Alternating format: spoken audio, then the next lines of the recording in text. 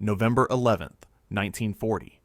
2,300 feet above Taranto Harbor, Italy, Lieutenant Commander Kenneth "Hooch" Williamson pushed his Fairey Swordfish biplane into a shallow dive, the fabric-covered wings creaking as airspeed built toward 140 mph. Below him, the pride of the Regia Marina, the Italian Navy, lay at anchor.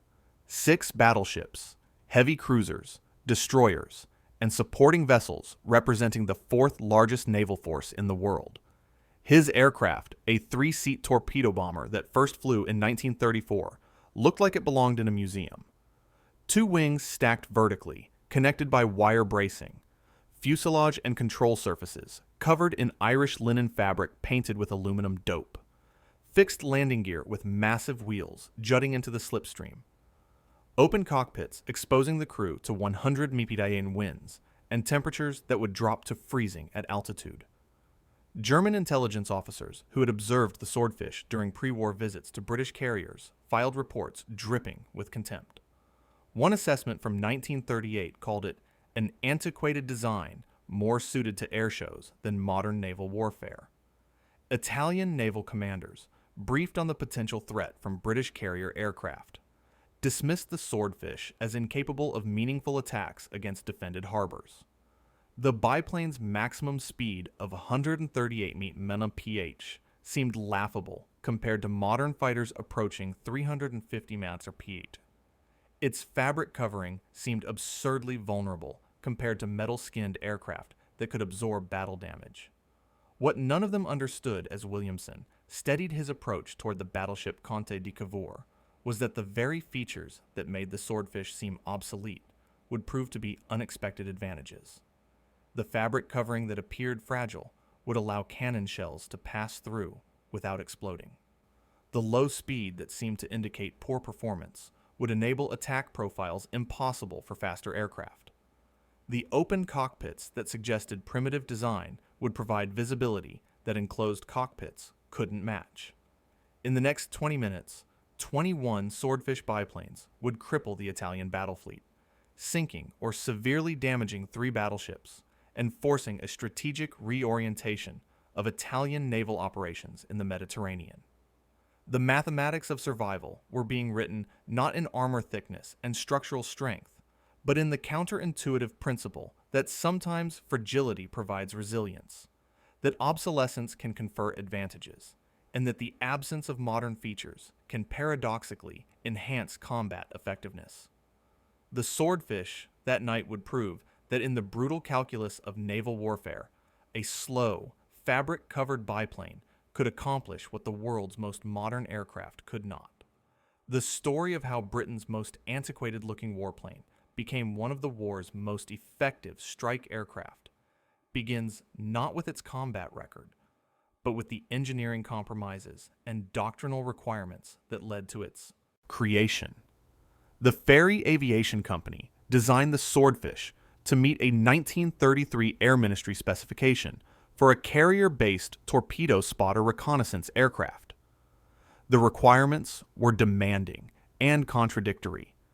Carry a 1,610-pound torpedo or equivalent bomb load, operate from carrier decks with minimal landing speed, provide excellent visibility for reconnaissance, maintain structural integrity under catapult launch stress, and remain controllable at speeds low enough for accurate torpedo drops. The design that emerged was deliberately conservative. Chief designer Marcel Lobel chose a biplane configuration because the 2-wing arrangement provided high lift at low speeds, essential for carrier operations. The fixed landing gear simplified maintenance and eliminated hydraulic systems that could fail. The fabric covering over metal framework reduced weight while providing adequate strength for the relatively low speeds the aircraft would encounter. The open cockpits provided unobstructed visibility, crucial for torpedo attack runs and reconnaissance missions. The power plant was equally conservative, a Bristol Pegasus radial engine producing 690 horsepower, later upgraded to 750 horsepower in production models. This was modest power for an aircraft weighing over 9,000 pounds fully loaded, resulting in the pedestrian performance that would characterize the Swordfish throughout its service life. Maximum speed at sea level was 138 meters. Cruise speed was 104 meters. Service ceiling was 10,700 feet.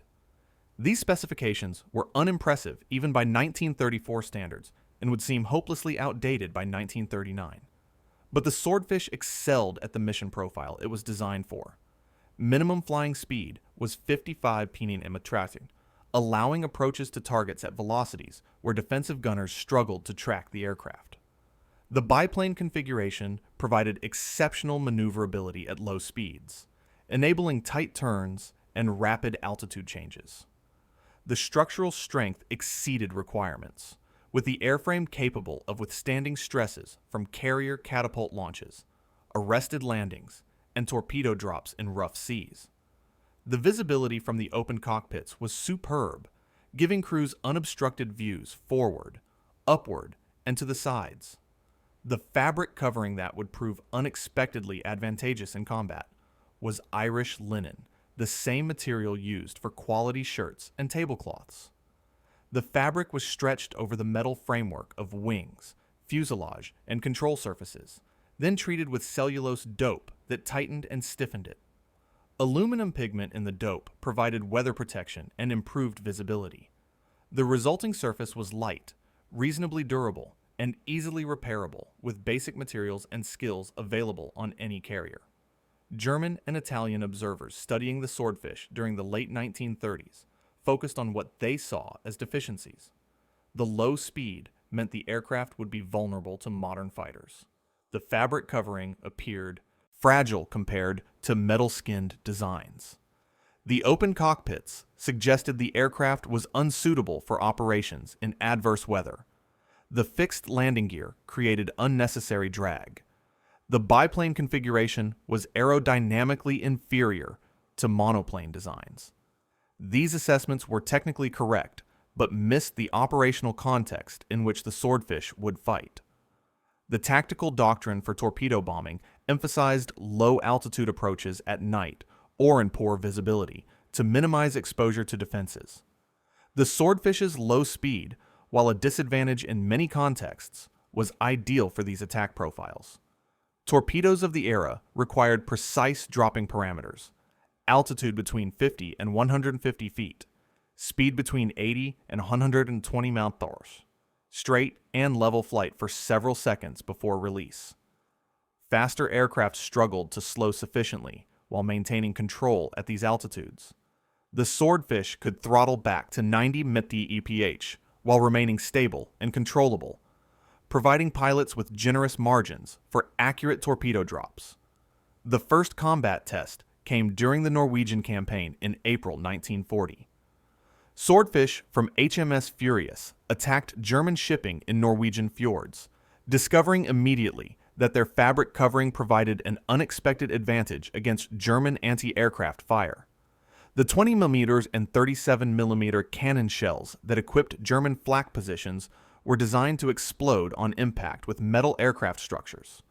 When these shells struck fabric-covered Swordfish, many passed completely through without detonating. The explosive fuse required the resistance of metal skin to trigger. Fabric offered insufficient resistance, allowing shells to create holes without exploding. Lieutenant Commander Charles Lamb, commanding a Swordfish squadron, described the phenomenon in his post-war memoir. We would return to the carrier with dozens of holes in our wings and fuselage, perfect circles where cannon shells had passed through the fabric. The ground crew would patch them with fabric and dope, and we'd fly again the next day. A metal aircraft taking the same hits would have suffered structural damage, fuel tank explosions, or control system failures. Our fabric simply let the shells pass through. This advantage wasn't total or universal. Machine gun fire was just as effective against fabric as metal. Direct hits on engines, crew members, or structural components were equally fatal regardless of skin material.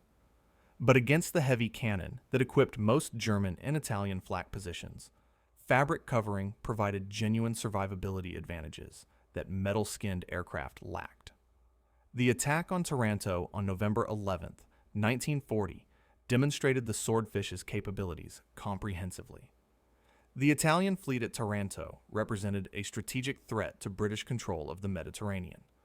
6 battleships, Littorio, Vittorio Veneto, Conte di Cavour, Giulio Cesare, Andrea Doria, and Caio Duilio, provided firepower that could contest British naval supremacy.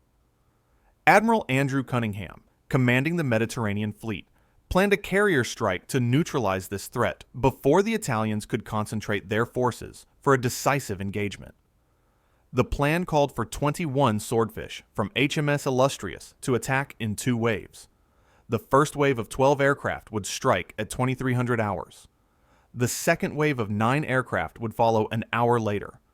The Swordfish would carry either one 18-inch torpedo or 6 250-pound bombs, plus illumination flares.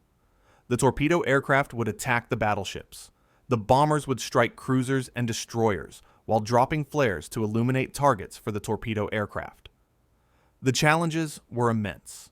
Taranto Harbor was heavily defended with anti-aircraft batteries, barrage balloons, and searchlights.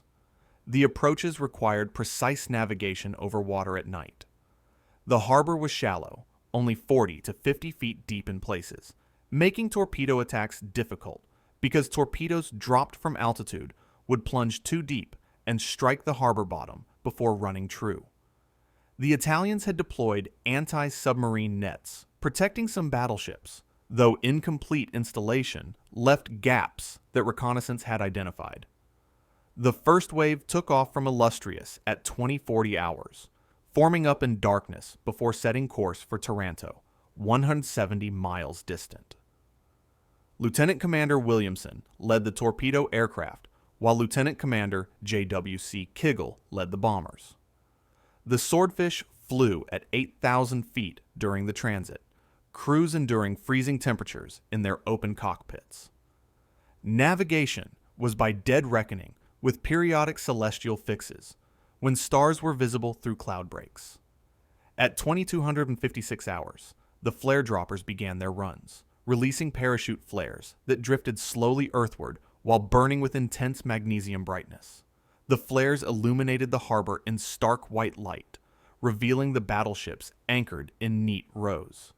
The anti-aircraft batteries opened fire immediately, filling the sky with tracer rounds and shell bursts.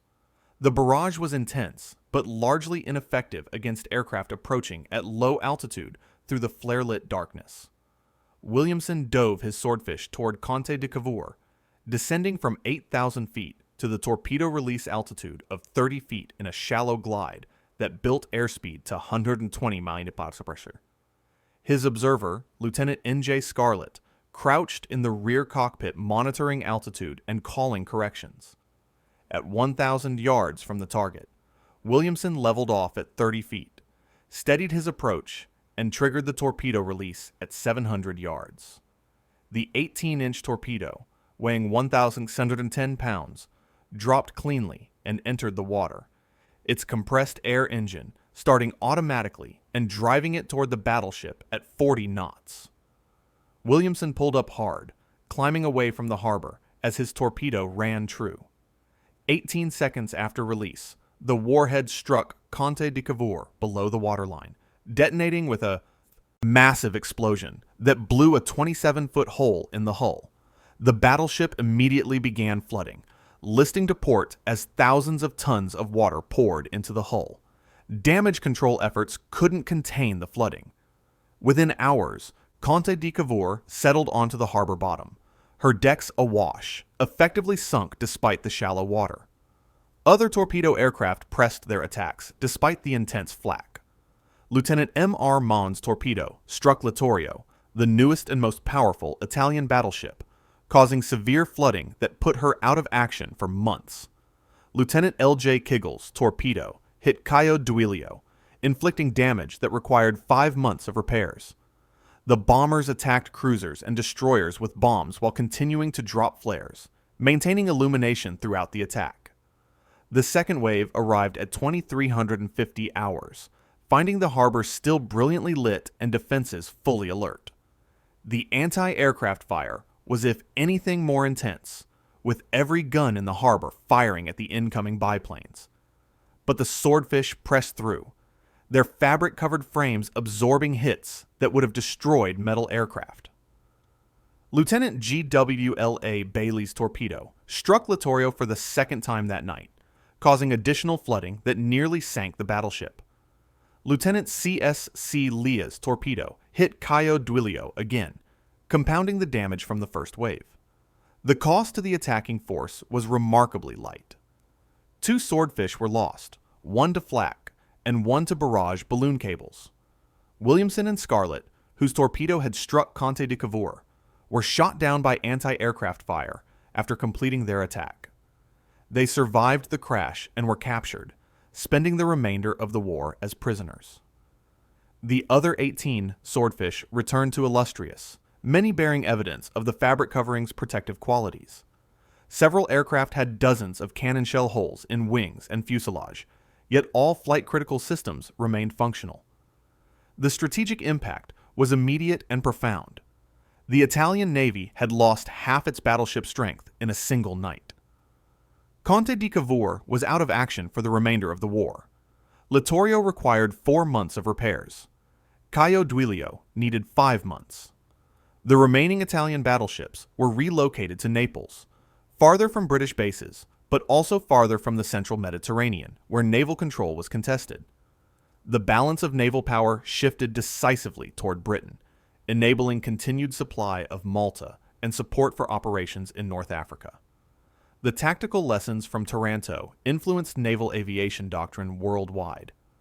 The United States Navy studied the operation intensively, and the attack profile became the template for Pearl Harbor 13 months later.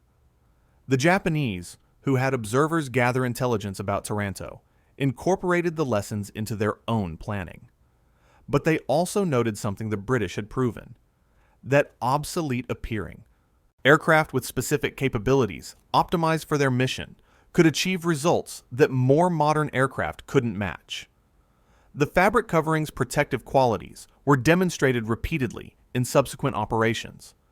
During attacks on German shipping in the Channel and North Sea, Swordfish routinely returned with cannon shell holes that had passed through fabric without detonating. Maintenance crews developed efficient repair procedures using fabric patches and dope that could restore aircraft to flight status within hours. The ease of repair became a significant operational advantage, allowing high sortie rates despite battle damage that would have grounded metal-skinned aircraft pending major structural repairs. The encounter with the Bismarck in May 1941 provided the most dramatic demonstration of the Swordfish's unexpected resilience. When the German battleship broke out into the Atlantic, threatening convoy routes, the Royal Navy deployed everything available to track and sink her. HMS Victorious launched 9 Swordfish in deteriorating weather to attack Bismarck on the evening of May 24th. The conditions were abysmal: low clouds, rain, poor visibility, and rough seas that made formation flying nearly impossible. The Swordfish found Bismarck through a combination of navigation skill and luck. They attacked through intense anti-aircraft fire from the battleship and her escorts. The German gunners, trained to engage fast monoplane aircraft, struggled to track the slow-moving biplanes. The Swordfish's approach speed of 90 mph created aiming problems for fire control systems, calibrated for targets moving at 200 to 300 mph. The predictive systems calculated incorrect lead angles, causing shells to burst ahead of or behind the actual aircraft positions. One torpedo struck Bismarck amidships, causing damage that reduced her speed slightly, but didn't stop her. All 9 Swordfish returned to Victorious, despite flying through a curtain of fire that should have annihilated them. Crews reported the same phenomenon observed at Taranto: cannon shells passing through fabric without exploding, creating holes that were numerous but not catastrophic. The decisive attack came on May 26th, when Swordfish from HMS Ark Royal relocated Bismarck after she'd been lost in foul weather. 15 Swordfish launched in conditions that tested the limits of the aircraft and crew endurance. Visibility was minimal. Clouds extended from sea level to several thousand feet, and navigation required dead reckoning through rain squalls and rough air that tossed the biplanes violently. Sub-Lieutenant John Moffett flew in the second wave, his Swordfish carrying a single torpedo and struggling through turbulence that repeatedly slammed the aircraft toward the wavetops. He descended through clouds at what he calculated was Bismarck's position, breaking into clear air at 500 feet to find the battleship directly ahead, her guns already firing. Moffett dove to 50 feet, steadied his approach despite the flak, and released his torpedo at 1,000 yards. The torpedo ran true, striking Bismarck's stern and jamming her rudders. The damage was catastrophic for the battleship. Unable to steer, Bismarck could only steam in circles, making escape impossible. The following morning, British battleships caught up and sank her with gunfire and torpedoes. Of the 2,200 crew aboard, only 114 survived. The Swordfish torpedo that jammed Bismarck's rudders had sealed the battleship's fate, proving that the obsolete biplane could inflict mortal damage on the most modern warship afloat. The survival of all 15 Swordfish through the Bismarck attacks, despite flying in conditions that grounded more modern aircraft and attacking through defensive fire designed to destroy metal airplanes, validated the counterintuitive advantages of fabric construction. Post-mission analysis showed that aircraft from the Ark Royal strike had absorbed an average of 8 to 12 cannon shell penetrations each, plus numerous machine gun hits. Metal-skinned aircraft taking similar damage would likely have suffered fuel system fires, hydraulic failures, or structural damage requiring extensive repair. The Swordfish required fabric patches and were flying again within a day. The operational flexibility that fabric covering provided became increasingly valuable as the war progressed. Swordfish operated from carriers, from land bases, from merchant ships converted to escort carriers, and even from catapults mounted on merchant vessels. The ability to repair battle damage quickly with basic materials meant that Swordfish could maintain high operational availability even in austere conditions where spare parts and specialized tools weren't available. The anti-submarine warfare role that Swordfish assumed from 1941 onward demonstrated additional advantages of the biplane configuration. Hunting U-boats required long patrol durations at low altitude, precise maneuvering for depth charge or rocket attacks, and the ability to operate in weather conditions that grounded faster aircraft. The Swordfish's low speed and exceptional low-speed handling made it ideal for anti-submarine patrols, where the ability to loiter slowly while searching was more valuable than high speed. The Mark 9 radar fitted to Swordfish from 1941 enabled night detection of surfaced U-boats. The radar operator sat in the observer's position, scanning the cathode ray tube display for contacts, while the pilot flew search patterns at 1,000 to 2,000 feet. When radar detected a surfaced submarine, the Swordfish would descend to attack altitude, approaching the target at minimum speed to maximize attack accuracy. The low approach speed that seemed like a liability in other contexts became an advantage when attacking submarines that could crash dive in less than a minute after detecting aircraft. The introduction of rocket projectiles in 1943 gave Swordfish additional striking power. 8 60-pound rockets could be carried on underwing rails, providing firepower equivalent to a destroyer broadside. The rockets were unguided, requiring the pilot to aim the entire aircraft at the target and fire in a shallow dive. The Swordfish's stability at low speeds and gentle control response made it an excellent platform for rocket attacks.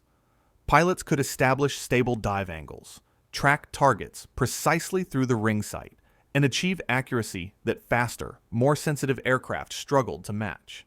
The fabric covering continued to provide protection throughout the war.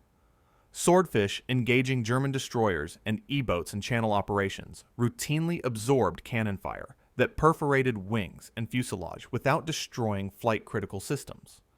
The redundant control cables, protected fuel tanks, and reliable radial engine meant that aircraft could sustain significant damage and return to base. Maintenance crews became expert at rapid repairs, keeping squadron availability high despite regular battle damage. The environmental durability of fabric covering proved another unexpected advantage. Metal-skinned aircraft operating in maritime environments suffered corrosion from salt spray and humidity. The corrosion required constant inspection and treatment, consuming maintenance hours and sometimes requiring structural repairs. Fabric covering was largely immune to corrosion. Salt deposits could be washed off. The dope finish protected the underlying fabric from moisture. Maintenance focused on engines and systems rather than corrosion control, reducing overall maintenance burden. The Arctic convoys to Russia, beginning in 1941, tested aircraft and crews under extreme conditions. Temperatures dropped to -40 degrees Fahrenheit. Spray froze on aircraft, adding hundreds of pounds of ice. Metal components became brittle. Hydraulic fluids thickened. The Swordfish, with its simple systems, fixed landing gear, and fabric covering, proved remarkably tolerant of Arctic conditions. The fabric didn't become brittle like metal. The lack of complex hydraulic systems eliminated failure modes that plagued more sophisticated aircraft. The Pegasus engine, while requiring careful management in extreme cold, remained reliable when properly maintained. The Channel Dash in February 1942 provided a painful demonstration that the Swordfish wasn't invulnerable. When the German battlecruisers Scharnhorst and Gneisenau made their famous dash through the English Channel from Brest to Germany, 6 Swordfish from RAF Manston were ordered to attack despite impossible odds. Led by Lieutenant Commander Eugene Esmond, the Swordfish attacked in daylight through overwhelming fighter opposition and intense flak. All 6 aircraft were shot down. Esmond and 12 of his crew were killed. Only 5 crew members survived. The Channel Dash tragedy occurred because the Swordfish were ordered into a mission profile for which they were completely unsuited. Daylight attack against heavily defended targets with strong fighter cover. The fabric covering that protected against cannon shells was no defense against concentrated machine gun fire from Bf-109 fighters at point-blank range. The low speed that enabled precise torpedo attacks made the aircraft sitting ducks for fighters that could approach from any angle with impunity. Esmond received a posthumous Victoria Cross for leading the attack despite knowing it was suicidal, but the mission demonstrated that the Swordfish's advantages had limits. The lesson was relearned. The Swordfish succeeded when employed according to its strengths: night operations, poor weather conditions, attacks against targets without heavy fighter cover. When forced into missions outside these parameters, the obsolete biplane was as vulnerable as its appearance suggested. Tactical employment mattered as much as technical characteristics. The same aircraft that could cripple battleships at Taranto would be annihilated in daylight attacks against defended targets with fighter protection. Despite the Channel Dash disaster, Swordfish continued operations throughout the war, eventually flying more operational sorties than any other British naval aircraft. Production continued until 1944, with 2,391 aircraft built, a remarkable total for an aircraft designed in 1933 and considered obsolete before the war began. The longevity resulted from the aircraft doing jobs that more modern aircraft either couldn't do or couldn't do as well.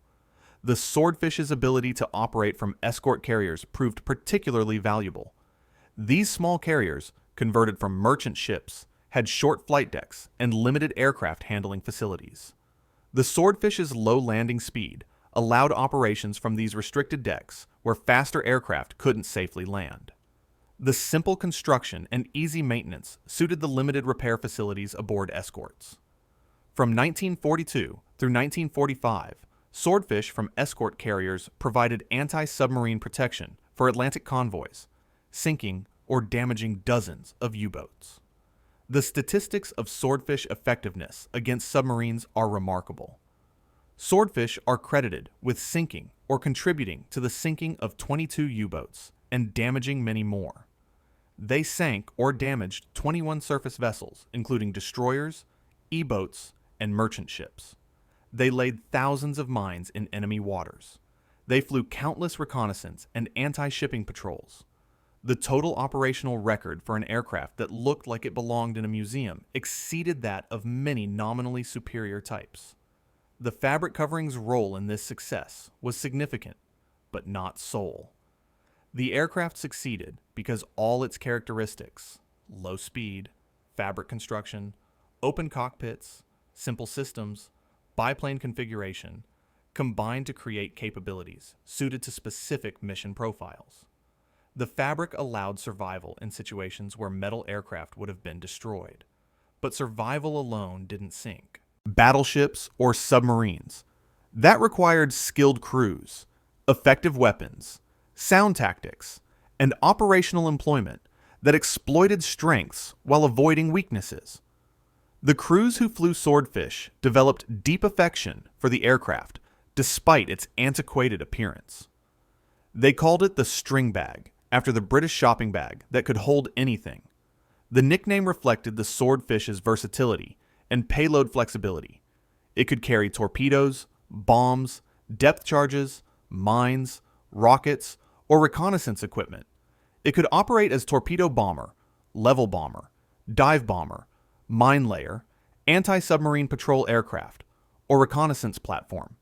This flexibility, enabled partly by the robust structure that fabric covering helped provide, made the Swordfish invaluable despite performance limitations. The open cockpits that seemed like primitive design actually provided operational advantages that enclosed cockpits couldn't match. Visibility was exceptional, critical for torpedo attacks that required precise positioning relative to targets. Crews could easily communicate by hand signals when radio silence was required. The lack of canopy framing meant no structural elements obscured the pilot's view during critical phases of attack. In the cold and wet conditions of North Atlantic operations, open cockpits were miserable, but they functioned reliably where enclosed cockpits might fog or freeze. The fixed landing gear that created unnecessary drag also provided benefits. The robust gear absorbed carrier landing impacts that would have damaged retractable systems. The simplicity meant fewer maintenance hours and higher reliability. The gear could be fitted with floats for water operations or skis for Arctic operations, conversions that would have been impractical with retractable gear. The drag penalty was real, but acceptable, given the Swordfish's mission profile emphasized low-speed precision over high-speed transit. The biplane configuration that seemed aerodynamically inferior to monoplanes provided structural advantages and handling characteristics that proved valuable in operations. The wing bracing wires and interplane struts created a rigid structure that could absorb tremendous loads during carrier catapult launches and arrested landings. The high aspect ratio wings generated excellent lift at low speeds, enabling the slow approaches essential for accurate torpedo drops. The separated wing surfaces created benign stall characteristics with plenty of warning before loss of control. The comparison between Swordfish and its intended replacement, the Fairey Albacore, illustrated how newer didn't necessarily mean better. The Albacore entered service in 1940 as a modern replacement for the obsolete Swordfish. It had an enclosed cockpit, slightly better performance, and more modern systems. But crews preferred the Swordfish. The Albacore's enclosed cockpit reduced visibility. Its modestly improved performance wasn't sufficient to matter operationally, but came with increased complexity and reduced reliability.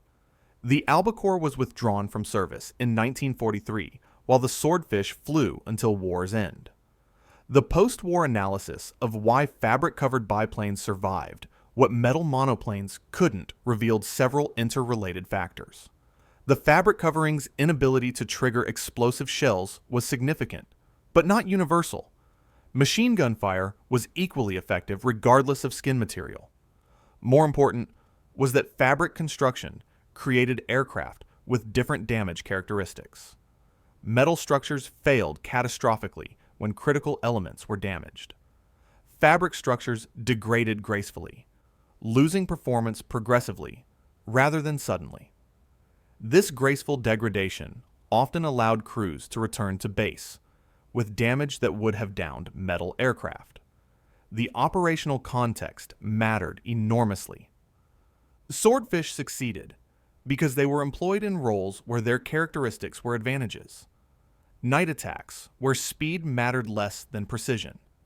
Anti-submarine patrols, where endurance mattered more than performance. Operations from small carriers, where low landing speeds were essential. When employed outside these roles, as in the Channel Dash, the Swordfish's vulnerabilities overwhelmed its advantages. The human element was critical. Swordfish crews were typically more experienced than average, having been selected for the demanding carrier operations that Swordfish performed. Their skill compensated for the aircraft's limitations. They understood how to exploit the Swordfish's capabilities while avoiding situations where its weaknesses would be fatal. This experience and skill made the difference between success and failure more often than the aircraft's characteristics alone. The engineering philosophy behind the Swordfish represented an approach fundamentally different from the performance-focused design that dominated military aviation by the late 1930s. The Swordfish was designed for specific mission requirements, with less concern for performance metrics like speed and ceiling. This mission-focused approach created an aircraft optimized for carrier operations, torpedo attacks, and reconnaissance, rather than for impressive performance specifications. The result was an aircraft that excelled at its intended missions, despite appearing hopelessly obsolete. The maintenance and logistics advantages of simple construction proved strategically valuable. Swordfish could be maintained by crews with basic training, using common tools and materials. Fabric repairs required fabric, dope, and needlework skills, rather than specialized metalworking equipment and expertise. The simple systems meant fewer failure modes and easier troubleshooting. These advantages multiplied across hundreds of aircraft operating from dozens of bases and carriers, enabling operational availability rates that more complex aircraft couldn't match. The production economics favored simplicity.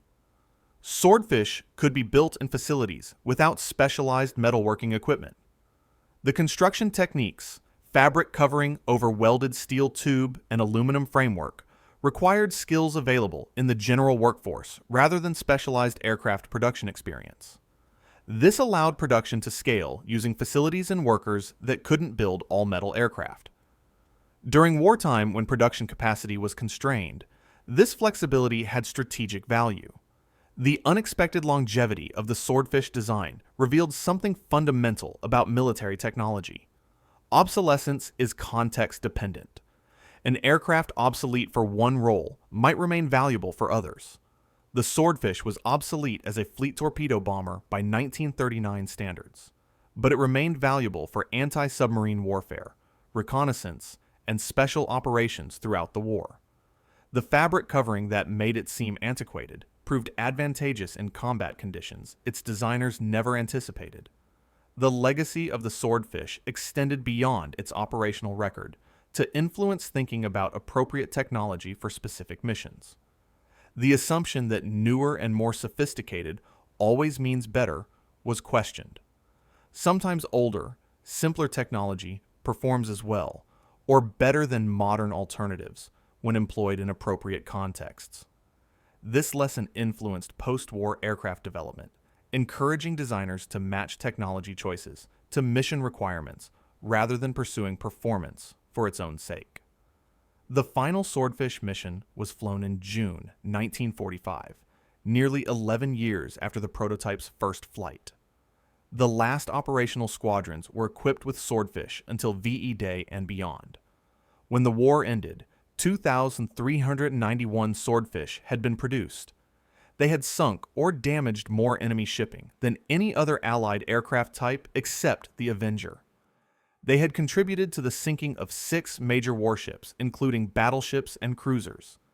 They had destroyed or damaged 22 U-boats. They had laid thousands of mines.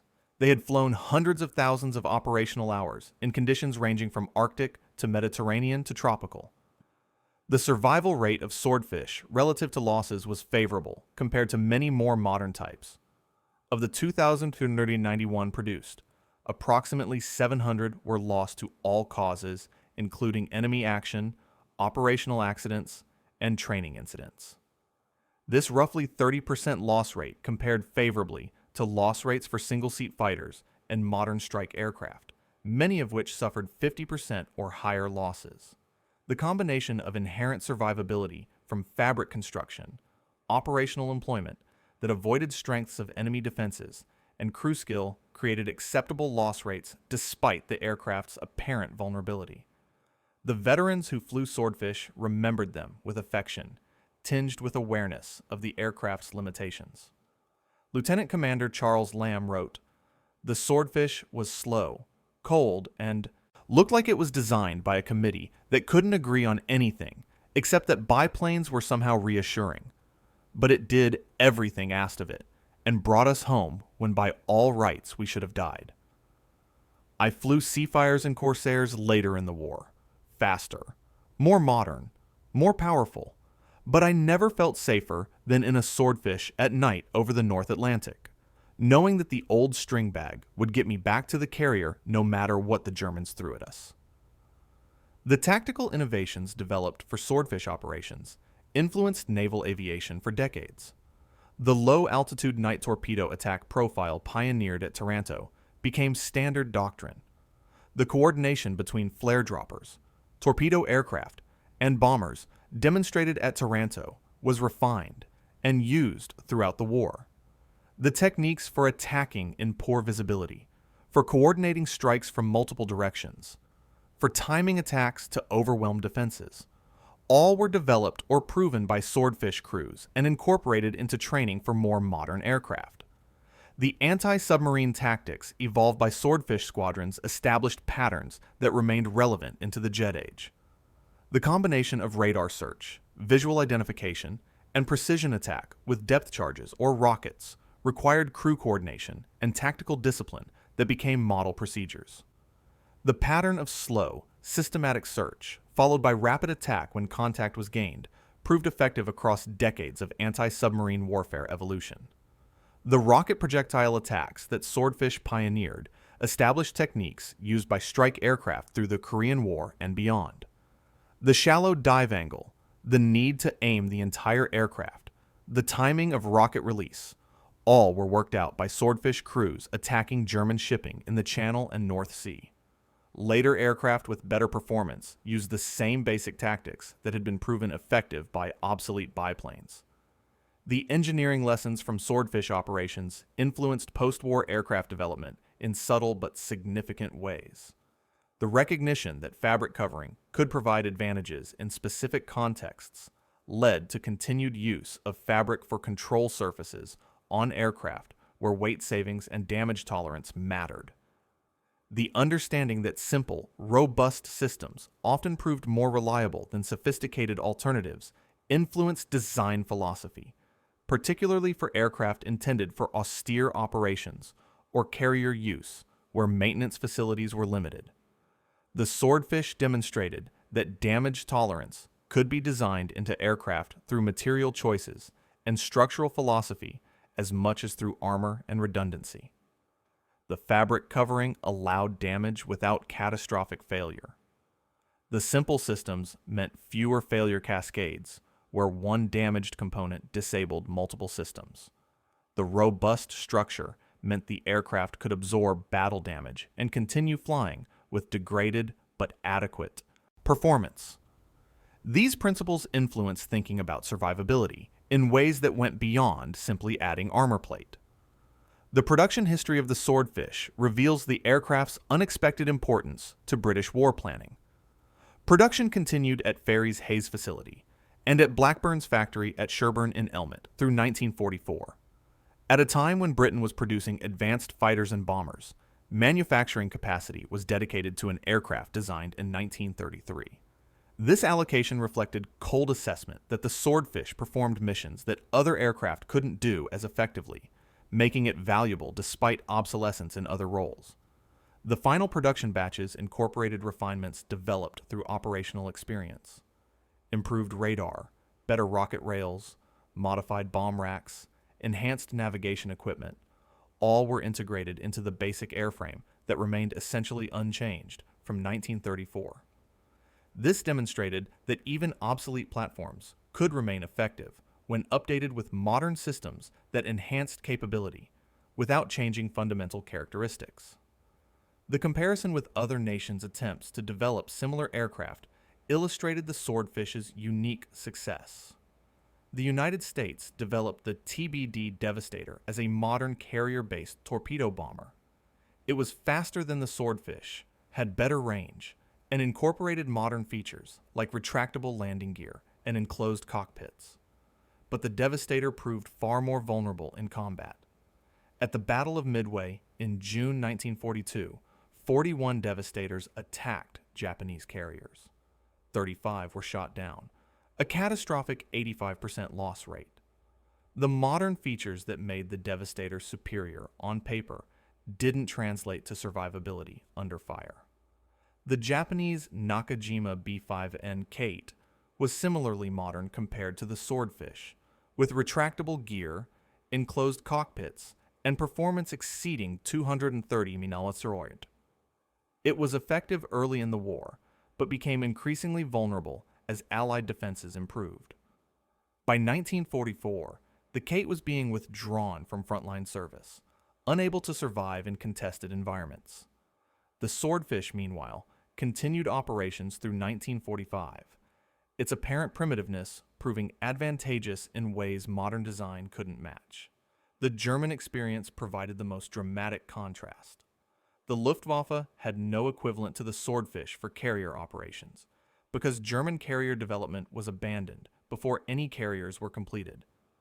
German naval aviation relied on land-based aircraft for maritime strike. When German forces encountered Swordfish during Channel operations, their initial contempt gave way to grudging respect. German pilots reported difficulty tracking the slow-moving biplanes, and flak gunners found the Swordfish harder to hit than expected due to its low speed and the protective qualities of fabric covering.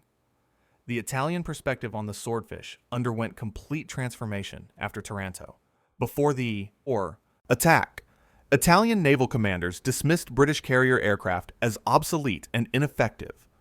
After a single night's operations by antiquated biplanes crippled half the Italian battle fleet, the assessment changed dramatically. Italian naval doctrine was rewritten to account for the threat from carrier strikes. Battleship deployments were altered. Harbor defenses were massively reinforced, all because fabric-covered biplanes had proven far more dangerous than the modern assessment suggested. The strategic impact of Swordfish operations extended beyond specific missions to affect the entire Mediterranean naval balance. The crippling of the Italian fleet at Taranto allowed British forces to operate more freely in the central Mediterranean. Malta could be supplied despite Italian opposition. North African campaigns received naval support that would have been impossible if the Italian fleet had remained at full strength. The chain of consequences from that single night attack by obsolete aircraft influenced the entire Mediterranean theater for years. The Battle of Cape Matapan in March 1941 demonstrated how Taranto's success created opportunities for further victories. When Italian battleships sortied to intercept British convoys, Swordfish from HMS Formidable attacked and damaged the battleship Vittorio Veneto with torpedo hits. The damage forced Vittorio Veneto to reduce speed, allowing British battleships to catch and destroy the cruisers Pola, Zara, and Fiume during a night surface action. The Swordfish torpedo that damaged Vittorio Veneto created the conditions for the broader British victory. Once again, the obsolete biplane proved decisive in fleet operations. The Arctic convoy operations from 1941 through 1945 demonstrated Swordfish capabilities in the most demanding operational environment. Convoys to Murmansk and Arkhangelsk faced German air attack, surface raiders, and submarine threats while transiting through Arctic weather that tested equipment and crews to destruction. Swordfish from escort carriers provided anti-submarine protection and attacked German surface vessels when they approached convoys. The simple construction and fabric covering proved advantageous in conditions where ice accumulation and extreme cold destroyed more sophisticated aircraft. Convoy PQ-18 in September 1942 illustrated the Swordfish's contribution to convoy defense. German U-boats and aircraft attacked the convoy repeatedly over several days. Swordfish from HMS Avenger flew continuous anti-submarine patrols, attacking any U-boat that approached the convoy. They sank one submarine and forced several others to break off attacks. The persistent presence of the biplanes, able to operate in weather that grounded other aircraft, provided protection that helped the majority of merchant ships reach Murmansk safely. The human endurance required for Arctic swordfish operations was extraordinary. Crews flew patrols lasting 4 to 6 hours in open cockpits with temperatures dropping to minus 40 degrees Fahrenheit. Electrically heated suits often malfunctioned. Oxygen masks froze. Gun positions iced over. Yet crews completed missions, returning to carriers with frost-covered faces and hands too cold to grip controls properly. The Swordfish's reliability in these conditions was critical. Engine failures over Arctic waters meant certain death. The simple, robust Pegasus radial engine, properly maintained, proved exceptionally reliable even in extreme cold. The mine-laying operations that Swordfish conducted from 1940 through 1945 demonstrated another capability where obsolescence proved advantageous. Laying mines in enemy harbors and shipping channels required low-altitude approaches at night, precise navigation, and the ability to release mines at specific locations. The Swordfish's low speed allowed accurate mine placement. The fabric covering provided protection during inevitable encounters with flak. The excellent visibility from open cockpits helped crews identify landmarks during night navigation. More modern aircraft were faster, but couldn't match the Swordfish's precision in mine-laying missions. The total number of mines laid by Swordfish exceeded 2,000 jars, disrupting German and Italian shipping across the Mediterranean, North Sea, and Norwegian waters. The mines sank or damaged dozens of vessels, including destroyers, merchant ships, and small craft. The strategic impact of denying enemy use of harbors and channels was disproportionate to the effort required. A single Swordfish laying a dozen mines could close a harbor for weeks, while minesweepers cleared the threat. The return on investment for these unglamorous missions was exceptional.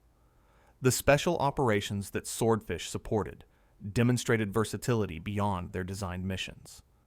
They dropped agents behind enemy lines, inserted special forces teams, conducted photographic reconnaissance of invasion beaches, and performed search and rescue missions. The ability to operate from small carriers, to fly in weather that grounded other aircraft, and to survive defensive fire while completing missions made the Swordfish valuable for operations where more sophisticated aircraft would fail. The Norwegian resistance received supplies and agents delivered by Swordfish operating from escort carriers off the Norwegian coast. The aircraft would approach at low altitude and poor visibility, identify landing zones through breaks in weather, and deliver supplies or personnel before withdrawing. The missions were extraordinarily dangerous, flown in some of the worst flying weather in the world, but the Swordfish's handling characteristics and crew skill made them feasible. The technology transfer and lessons learned from Swordfish operations influenced Allied aircraft development in unexpected ways. The recognition that slow aircraft could be effective in specific roles led to development of specialized types optimized for those missions rather than attempting to create multi-role aircraft with compromised performance in all categories. The importance of damage tolerance influenced structural design philosophy. The value of simple, maintainable systems affected power plant and system selections for aircraft intended for austere operations. The United States Navy's development of the TBM Avenger as a torpedo bomber incorporated some lessons from Swordfish experience while avoiding others. The Avenger was much faster than the Swordfish and had modern features, but it also emphasized ruggedness, simplicity of maintenance, and damage tolerance. The design philosophy reflected understanding that survivability came from multiple factors, not just performance. The Avenger became one of the war's most successful torpedo bombers, proving that modern design could incorporate lessons from obsolete aircraft. The British development of the Fairey Barracuda as the Swordfish's eventual replacement attempted to combine modern performance with operational flexibility. The Barracuda had retractable gear, enclosed cockpits, and performance exceeding 200 MPa. But it never achieved the operational success of the Swordfish. Crews found it more difficult to maintain, less forgiving in carrier operations, and not significantly more survivable despite modern construction. The Barracuda served adequately, but never inspired the affection or achieved the results that the obsolete Swordfish continued to deliver. The post-war fate of surviving Swordfish was inglorious. Most were scrapped immediately after VE Day as the Royal Navy transitioned to modern carrier aircraft. A few were retained for training purposes, but were quickly retired. Only 2 complete aircraft survive today in museums, preserved as examples of an aircraft type that defied expectations and proved that obsolescence was contextual rather than absolute. The veterans' associations and historical societies that formed after the war kept the Swordfish's memory alive. Reunions brought together crews who had flown together at Taranto, against Bismarck on Arctic convoys, and in countless other operations. Their stories, published in memoirs and interviews, preserved the operational history and the human experience of flying obsolete aircraft in modern war. These accounts emphasized that the Swordfish succeeded not despite its primitive appearance, but partly because of characteristics that seemed like disadvantages. The military historians and analysts who studied the Swordfish's combat record recognized it as an outlier in military aviation history. Most aircraft types followed predictable patterns: initial deployment, period of effectiveness, gradual obsolescence as technology advanced, eventual replacement by superior types. The Swordfish followed a different trajectory. It was considered obsolete before the war began, yet remained effective throughout the conflict, performing missions that more modern aircraft couldn't accomplish. The technological assessment identified specific factors that enabled this unexpected success. The fabric covering provided unique damage tolerance characteristics. The biplane configuration gave low-speed handling that monoplanes couldn't match. The simple systems were reliable and maintainable in conditions that defeated complex alternatives. The open cockpits provided visibility advantages in specific operational contexts. The fixed landing gear simplified operations from small carriers and austere facilities. Each characteristic that seemed like a liability in modern aircraft proved advantageous in specific circumstances. The doctrinal lessons emphasized appropriate employment as critical to success. The Swordfish succeeded when used for missions matching its capabilities: night torpedo attacks, anti-submarine patrols, operations in poor weather, strikes from small carriers. It failed when employed outside these parameters, as the Channel Dash demonstrated. The lesson was that no aircraft is universally effective or obsolete. Effectiveness depends on matching capabilities to missions. The industrial and economic analysis revealed that the Swordfish's simplicity provided strategic advantages beyond operational effectiveness. The aircraft could be produced using general manufacturing capabilities rather than specialized aircraft facilities. It could be maintained by personnel with basic training rather than requiring specialist expertise. It could be operated from facilities with minimal infrastructure. These factors multiplied the value of each aircraft produced, allowing Britain to generate more operational capability from limited resources than would have been possible with more sophisticated alternatives. The cultural impact of the Swordfish on British naval aviation was profound and lasting. The aircraft became synonymous with carrier operations during the critical period when Britain stood alone against Germany. The Taranto attack entered British military mythology as a moment when obsolete equipment and superb crews achieved the impossible. The aircraft's ungainly appearance and the nickname "string bag" became points of pride rather than embarrassment, symbols of British pragmatism and determination to succeed regardless of technological disadvantage. The recognition that fabric-covered biplanes could outperform metal monoplanes in specific contexts challenged assumptions about military technology that extended beyond aviation. The principle that newer technology isn't automatically superior, that simple solutions sometimes work better than sophisticated alternatives, that obsolescence is mission-dependent rather than absolute. These lessons influenced British military thinking across domains. The Swordfish became a case study in matching capabilities to requirements rather than pursuing technological advancement for its own sake. The final assessment of the Swordfish's contribution to Allied victory recognized it as significant beyond its direct impact on enemy forces. The aircraft sank or damaged major warships that threatened British naval supremacy. It destroyed submarines that threatened convoy routes. It laid mines that disrupted enemy logistics. It conducted reconnaissance that informed operational planning. It supported special operations that advanced strategic objectives. The cumulative effect was substantial, achieved by an aircraft that looked like it belonged in a museum rather than modern warfare. The story of Britain's obsolete fabric-covered biplanes surviving what metal monoplanes couldn't is ultimately a story about the complex relationship between technology and effectiveness. The Swordfish succeeded not because it was well designed for modern warfare in a general sense. By most metrics, it wasn't. It succeeded because specific characteristics that made it seem obsolete proved advantageous in specific operational contexts. The fabric covering that appeared fragile allowed survival against cannon fire. The low speed that indicated poor performance enabled precision attacks.